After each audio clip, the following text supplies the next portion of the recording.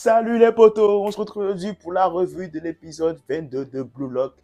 Épisode qui est encore de la continuité du match entre l'équipe de Reed et l'équipe d'Isagi. Et il me semble que quand même là, c'est le match qui a le plus duré d'ailleurs dans le Blue Lock en vrai. Mais après, c'est normal, je me dirais, c'est le match qui marquera la fin de la sélection. Maintenant, est-ce qu'il aurait pu être raccourci? À mon avis, oui, je pense. Mais en même temps, je ne sais pas trop comment tu pourrais le raccourcir. Sans plus attendre, c'est parti pour la revue. Alors, l'épisode commence avec le coup franc de Rin qui nous avait tous abasourdis à la fin de l'épisode précédent. En mode Rin nous avait montré encore une nouvelle fois sa masterclass et à quel point c'est un génie du ballon rond. Ça à Isagi et compagnie de lancer la contre-attaque. Donc, le moment, ils n'arrivent pas. Ils n'arrivent vraiment pas parce que justement, il y a l'ingéniosité de Rin, mais aussi les grandes aptitudes des autres joueurs qui les fait défaut. Mais finalement, quand même, ils arrivent grâce à l'ingéniosité d'Isagi et à sa conception du terrain et à son analyse du jeu qui lui permet de prévoir telle ou telle action.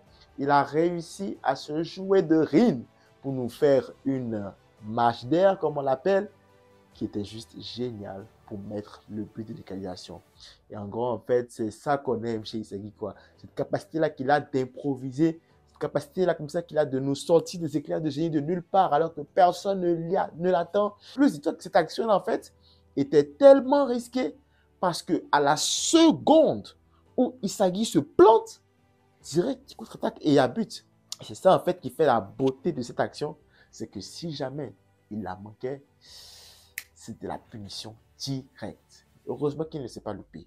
En parlant de louper, on a notre ami Bachira qui n'est pas du tout dans son match jusque-là. En effet, Bachira est plus dans sa tête que dans son match parce que là, en fait, il essaie toujours de penser à pourquoi est-ce qu'il n'arrive pas à atteindre la dimension de Rin et d'Isagi.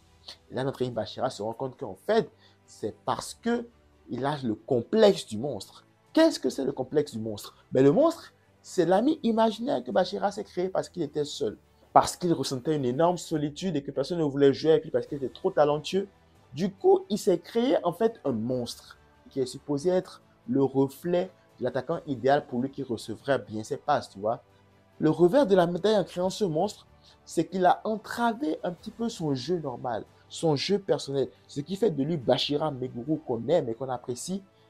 La création de ce monstre et le fait de suivre ce monstre tout le temps a fait que notre ami Bachira, en fait, a petit à petit enfoncé son jeu au plus profond de lui-même.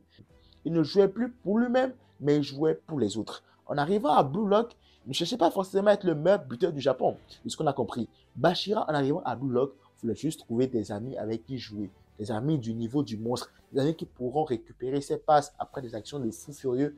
Et bien, c'est ces gens-là, en fait, qu'il cherchait. Malheureusement, les gens qu'il a trouvés, les personnes de Rin et Isagi, sont des personnes qui sont en train de le devancer, qui sont en train carrément de l'ignorer en plein match. Pourquoi? Parce qu'il n'est pas dans leur monde, parce qu'il n'est pas à leur niveau.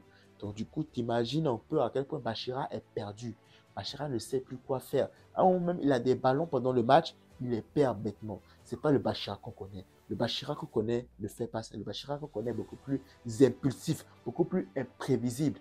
Mais on n'a pas du tout ça. Et pendant tout l'épisode, en fait, on a un Bachira qui se cherchait. À un moment donné, il perd une fois le ballon sur une action où Isagi allait vraiment tuer le match, mais franchement, ils avaient la balle de but. Rin sauve la balle et donc le ballon revient sur Bachira.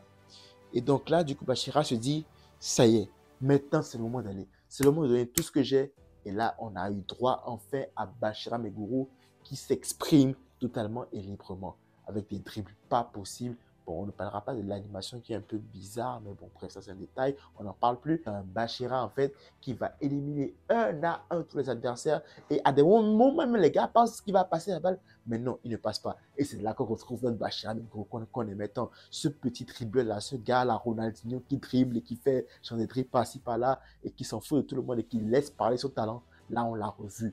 On se disait, c'est fini, c'est 4-4. Le prochain but, c'est la victoire. Et donc là, tu as un Bachira fou furieux qui élimine tout le monde. Il va même éliminer Baro, Nagi et Shigiri en même temps.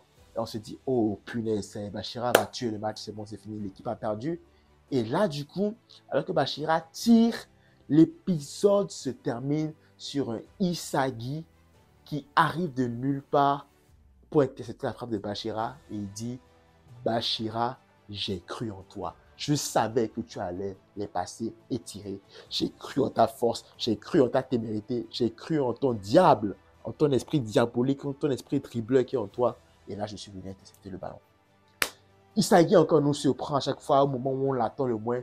Mais à quel moment donné tu te dis, je confie sur mon adversaire, ben après, ouais, c'est son ancien pote, ok. Mais à quel moment tu te dis, je sais qu'il va dribbler tous mes coéquipiers, donc j'arrive là-bas pour me placer.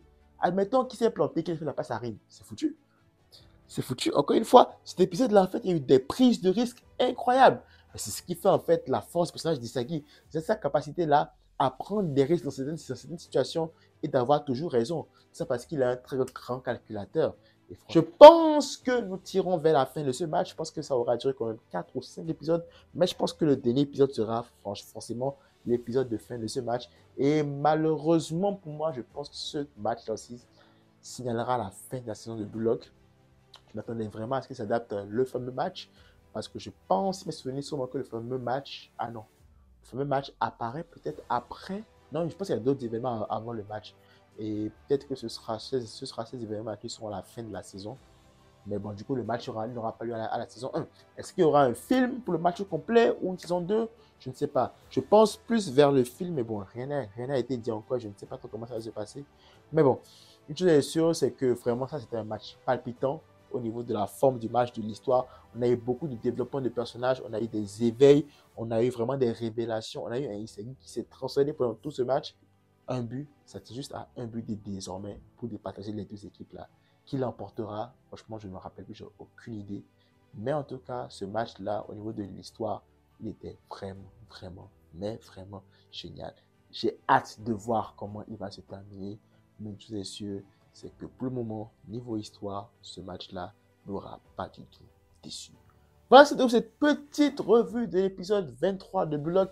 Si tu as aimé la revue, n'hésite pas à liker et laisser un commentaire, ça fait toujours plaisir. Si tu n'es pas encore abonné, abonne-toi, ça fait encore plus plaisir.